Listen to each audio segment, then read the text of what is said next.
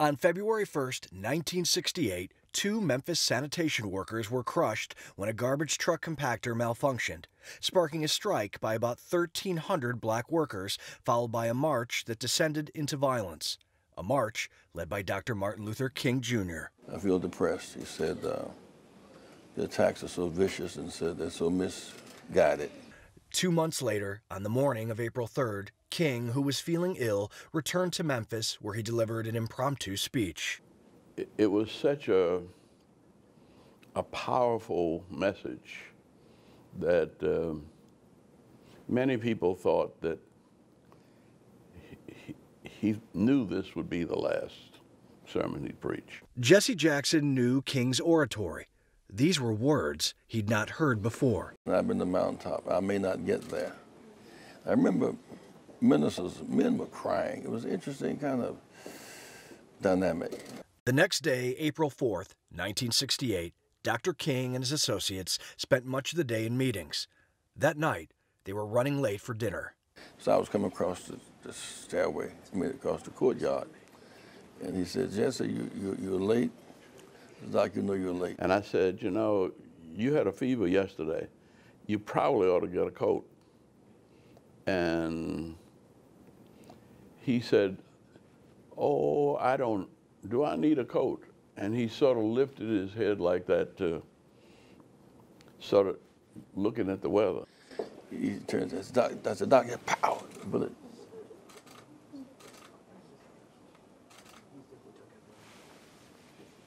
And hit right at the tip of his chin and severed his spinal cord.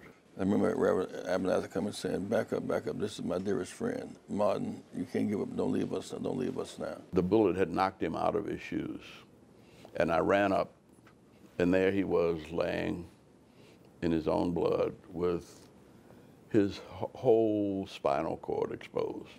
Clara Esther, a college student who had been marching alongside the sanitation workers, had gone to the hotel for dinner. She saw King and heard what sounded like a truck backfiring.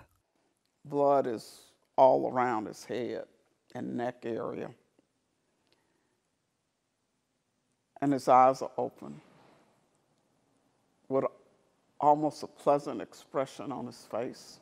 At 7:05 p.m., King was pronounced dead at St. Joseph's Hospital.